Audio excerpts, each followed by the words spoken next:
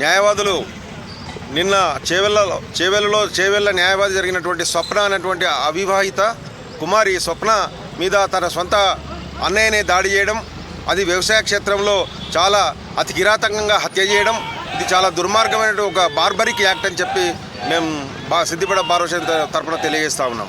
అంతేకాకుండా మొన్న వారం రోజుల క్రితమే మా సిద్దిపేట కోర్టు ఆవరణలో ఒక యువ న్యాయవాదిపై ఒక క్లయింట్ దౌర్జన్యంగా దాడి చేయడం, సరే పోలీసులు దాని మీద సరైనటువంటి చర్య తీసుకొని వారిని జైల్లో పెట్టడం జరిగింది.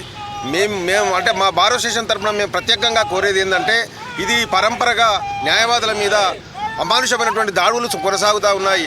ఈ దాడులను ఆపాలంటే ఒక పకడ్బందీ చట్టం కనుక, ఒక మంచి స్ట్రాంగ్ యాక్ట్ కనుక స్టేట్ గవర్నమెంట్ చేయకపోతే ఈ అనేక మంది అమాయకమైనటువంటి న్యాయవాదులు బలయ్యేటువంటి పరిస్థితి ఉన్నది. ఇప్పటికే దాదాపుగా గత 3-4 సంవత్సరాలుగా ఒక 10 మంది న్యాయవాదులు మరణించడం, అనేక మంది న్యాయవాదుల మీద దాడులు చేయడం, ఇట్లా ఇది కొనసాగుతూ ఉన్నది.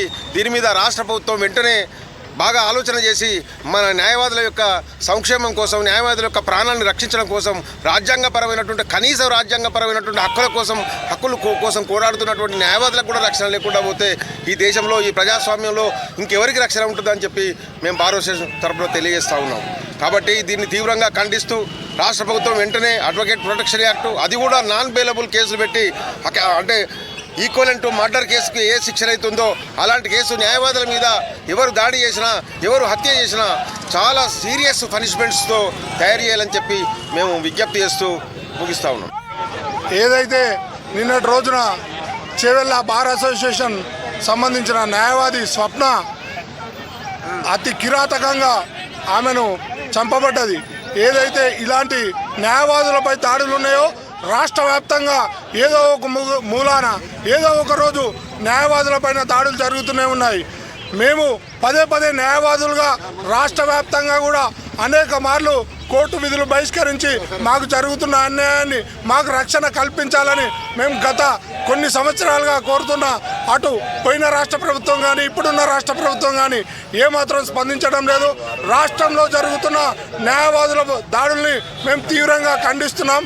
వెంటనే వచ్చే అసెంబ్లీ సమావేశాల్లో తప్పకుండా న్యాయవాదుల రక్షణ బిల్లును తీసుకురావాలి. తీసుకురాకపోతే మొన్న సిద్దిపేటలో జరిగిన ఘటనను నిదర్శనంగా తీసుకొని తప్పకుండా సిద్దిపేట నుండి బిల్లు పెట్టేంత వరకు కూడా మేము పోరాటం చేస్తాము. ఈరోజు నిన్నటి రోజున జరిగిన న్యాయవాదిపై దాడికి నిరసనగా సిద్దిపేటలో కోర్టు విధులు బహిష్కరించి నల్ల రిబ్బన్లు ధరించి న్యాయవాదులుగా మేము నిరసన చేస్తున్నాం. తప్పకుండా రాష్ట్ర ప్రభుత్వానికి గుణపాఠం తప్పదు. ఏదైతే న్యాయవాదుల రక్షణ చట్టం ఉందో తీసుకురాకపోతే రాబోయే రోజుల్లో రాష్ట్ర వ్యాప్తంగా ఉన్న 1000 మంది న్యాయవాదులు కూడా రాష్ట్ర రాజధాని ముట్టడి చేస్తామని మేము హెచ్చరిస్తున్నాం.